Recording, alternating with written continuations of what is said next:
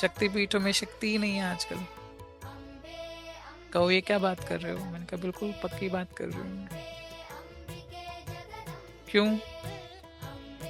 पूजा का अधिकार पुरुषों ने ले लिया। अब मुझे बताओ, माता सती के श्री अंगों को छूने का अधिकार पुरुषों का है या स्त्रियों का है? कौन मानता है पुरुषों का है? स्त्रियों का कौन मानता है?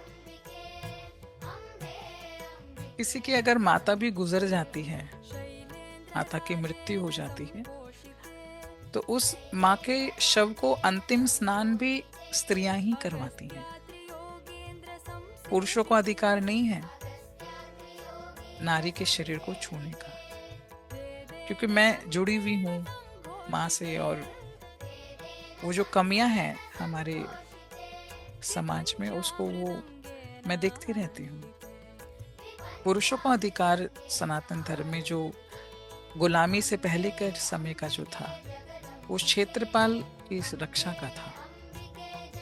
जैसे भगवान शिव ने भैरव को तैनात किया हर एक शक्तिपीठ के बाहर कि आप इसकी रक्षा करो, पुरुषों को भी भैरव रूप में शक्ति की क्षेत्र की रक्षा करनी चाहिए। बट इन्होंने भाले की जगह घंटियां पकड़ ली और अपने पुरुषार्थ को खुद ही कमजोर कर लिया।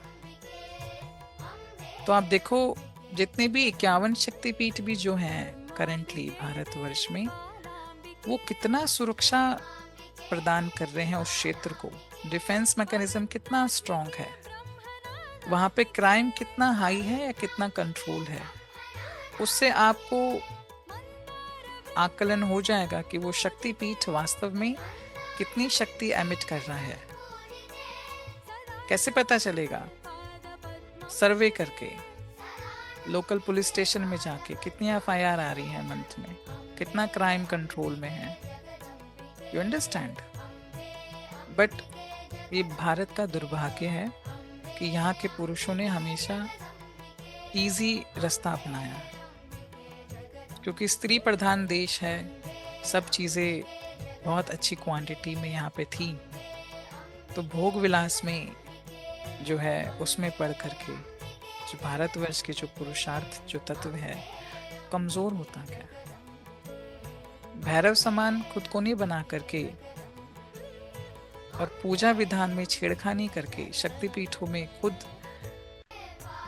माँ के श्रीअंगों को ये हाथ लगाते हैं और स्त्रियों की मर्यादा उनकी योनि में डाल दी, उनको छूत अछूत में बिखेर दिया। आप तो छूने लायक नहीं हो 4 दिन। जिस द्रव्य से खुद की उत्पत्ति हुई, पूरे विश्व की उत्पत्ति हुई, पूरे ब्रह्मांड की उत्पत्ति हुई, उसी को गंदा बता दिया। तो अगर भारतवर्ष में आपको बदलाव लाना है तो जड़ों पे काम करना पड़ेगा। ये कोई अनपढ़ भी समझ जाएगा। अगर पेड़ में शाखाएं गल रही हैं, कीड़ा लग रहा है, इधर उधर के आतंकवादी उस वृक्ष पे कब्जा कर रहे हैं या उसको मार के खा रहे हैं, उसको खसड़ा रहे हैं, तो कहीं ना कहीं जड़ों का पोषण करना जरूरी है। ये एक अनपढ़ माली भी समझता है। पर आजकल क्या हो रहा है? रैलियां निकलती हैं कथाएं वाचकों की, अनशन होते हैं, जागो हिंदू जागो, रो रहे हैं हिंदुओं के आगे। रो करके थोड़ा ना कोई जागेगा।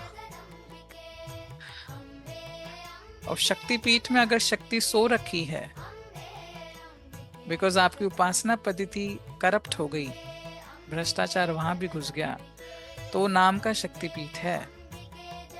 उदाहरण स्वरूप जम्मू कश्मीर देख लो, राहु कौन है? आतंक। भारत माता के मुकुट पे आतंकी बैठे हुए हैं कब्जा करके। और कौन बैठी है त्रिकूट पर्वत पे? चंडिका, तीनों शक्तियों के साथ बैठी है। क्या उनमें शक्ति नहीं है आतंकियों को भगाने की? बताओ मुझको। 70 साल से क्या माँ जागी नहीं? 70 साल से क्या साधना उपासना में अभी भी उतना बल नहीं आया कि भारत की भूमि भारत में आ जाए? हमारे देवी देवताओं में कमी नहीं है, उनमें बहुत शक्ति है। पुराणों में, शास्त्रों में जो कथाएं हैं उसमें लेश मार्क भी गलतफहमी नहीं है। करप्शन सनातन की जड़ों में जा चुका है, इसीलिए सनातन धर्म का पतन होता जा रहा है। शक्तिपीठों में शक्ति जागृत ही नहीं हो रही है।